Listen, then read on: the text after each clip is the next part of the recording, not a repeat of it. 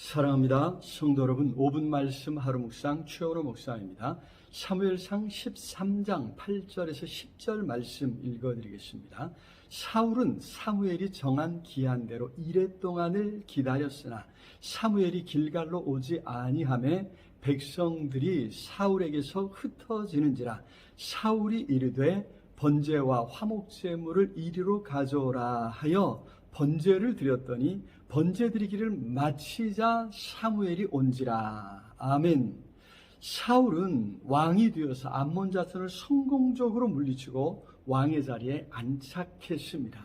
이렇게 안정되어가는 모습을 보고 사무엘 선지자는 사울에게 국가의 모든 것을 맡기고 물러났지요. 문제는 한 번의 성공으로 모든 일이 끝나지 않는다는 것입니다.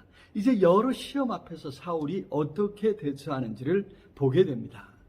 사울은 왕으로서 나라를 굳게 세우기 위해 3,000명의 백성들을 징발합니다. 그래서 군대를 조직하고 2,000은 자신과 함께, 나머지 1,000명은 요나단과 함께 기브아에 있도록 배치했습니다.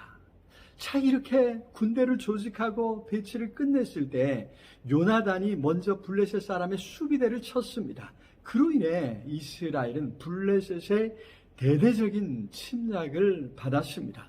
엄청난 숫자가 쳐들어왔습니다. 이스라엘 사람들은 두려워서 피해 숨기에 급급했습니다. 이런 급급한 상황인데 사울이 생각해보니 아직 하나님께 은혜를 구하지도 않았습니다. 제사장이자 선지자인 사무엘은 이래나 기다렸는데 아직 오지 않았습니다. 할 수 없이 사울은 자신이 직접 하나님께 제사를 드렸습니다. 아론의 후손 제사장이 해야 할 일을 자신이 직접 했던 것입니다. 사실 우리도 세상을 살다 보면 이와 비슷하게 절박한 상황에 부닥칠 때가 많지 않습니까? 그때 어떻게 해야 합니까? 물론 신앙인이라면 하나님만 의지해야 한다 이야기할 것입니다. 그렇다면 여러 문제 앞에서 과연 어떻게 하는 것이 하나님을 의지하는 것이겠습니까? 여기 사울에게서 절박한 것은 도망가는 백성을 한 사람이라도 더 붙드는 것이었습니다. 그래서 기다리라는 사무엘의 말을 무시하고 한시라도 빨리 제사를 드려서 불안에 떠는 도망가는 백성을 안심시키려 했던 것입니다. 사울이 책망받는 이유가 바로 여기에 있었습니다.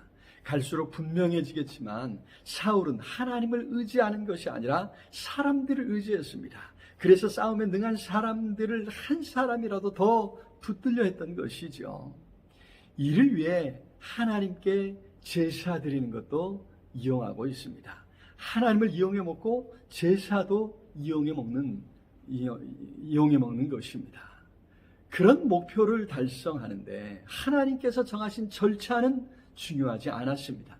그저 목표를 달성하는 것, 그래서 흔들리는 백성을 안심시키는 것이 중요했던 것입니다. 신앙이라는 이름을 붙여서 자신의 욕심을 채우려 하고 있지는 않은지 돌아보아야 합니다. 하나님은 우리 마음을 살피십니다. 그런 마음을 하나님께서 모르실 리 없지 않습니까? 그리고 하나님은 그런 우리에게 절대 속지 아니하십니다.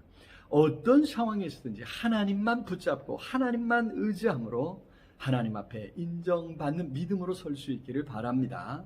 하나님께서 우리 형편을 아시고 성령으로 함께하사 붙들어 주시고 도와주실 줄로 믿습니다.